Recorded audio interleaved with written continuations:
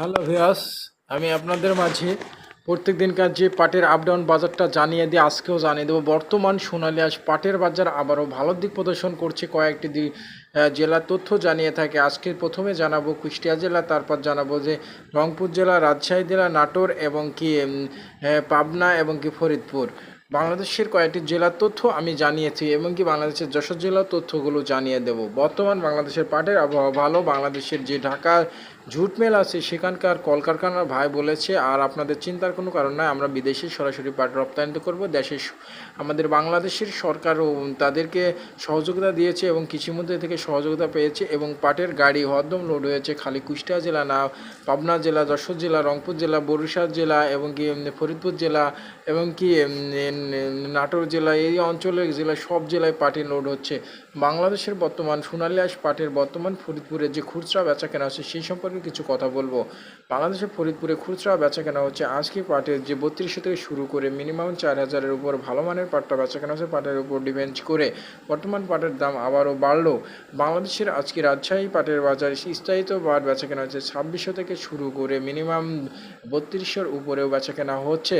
বর্তমান বাংলাদেশের পাটের অবস্থা আবারও ভালো দিক প্রদর্শন করছে। বাংলাদেশে আজকে জানাবো যশোরের বাজার। বাংলাদেশের যশোরের পাটের বাজার সর্বস্তর বাজার বেচা কেনা হচ্ছে 2900 টাকা। সেখানে বেশিরভাগ বেচা কেনা হচ্ছে 2400 থেকে শুরু করে 2900-এর ভিতরে বেচা কেনা হচ্ছে ভালো মানের পাটটা। বর্তমান বাংলাদেশের আমি আবারও জানাবো রাজশাহী পাটের বাজার ভালো দিক প্রদর্শন হচ্ছে এবং রংপুর বাংলাদেশের সর্বোচ্চ দ্বিতীয় স্থানের রংপুর পাটের বাজার, সেখানে ভালো মানের পাট পাওয়া যায়। রংপুর পাটের বাজার আবারও গাড়ি লোড হচ্ছে, সেখানে রংপুর হচ্ছে 3000-এর উপরে গাড়ি লোড হচ্ছে এবং খুচরা বেচা কেনা হচ্ছে 3000 টাকা এবং 2800 টাকা, 2900 টাকা। বর্তমান বাংলাদেশের অবস্থা কোথায় দাঁড়াবে সে কথাও জানিয়ে দেবো। বাংলাদেশের যে ঢাকা ঝুট মেলগুলো আছে সেখানে কিছু কথা বলেছে। বাংলাদেশের ঢাকা ঝুট মেল সেখানে সম্পর্কে বলেছে যে বাংলাদেশের পাটের অবস্থা আবারও ভালো দিক প্রদর্শন করবে। বর্তমান পাটের বাজার বর্তমান যে ভালো দিক প্রদর্শন করছে, কারণ বিদেশে তারা রপ্তানি তো সরাসরি করতে পারছে এবং সুতা এবং ভালো পোশাক শিল্প কারখানা পাটে লাগানোর ব্যবস্থাপনা করছে। মেল মালিক ভাইরা আরও বলেছে সেখানে বাংলাদেশের অর্থকরী সম্পদ হচ্ছে পাট। যদিও আমরা চাচ্ছি আরও বেশিরভাগ পাট চাচ্ছে বাংলাদেশের যে কলকারখানা মেল মালিক ভাইরা, যদিও দাম না দেয় তবুও কিন্তু দাম দেওয়ার ব্যবস্থাপনা করছে সোনালী আঁশ পাটের। বাংলাদেশের বর্তমান কুষ্টিয়া জেলা বাজার এখন জানাবো। কুষ্টিয়া জেলা বাজার বাংলাদেশের কুষ্টিয়া জেলা বর্তমান পাট বেচা কেনা হচ্ছে, যেখানে সর্বনিম্ন পাট পাওয়া যায় কুষ্টিয়া জেলায়। সেই পাটের বাজার আজকে আমি জানাচ্ছি যে কুষ্টিয়া জেলার খুচরা বেচা কেনা হচ্ছে কুষ্টিয়া জেলা পাট।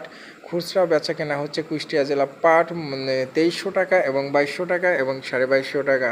আর পাইকারি আর গাড়ি লোডের সংখ্যা 2400, 2450, ভালো মানের পাটটা 2500, 2600 বেচা কেনা হয়েছে আজকে কুষ্টিয়া জেলার পাট।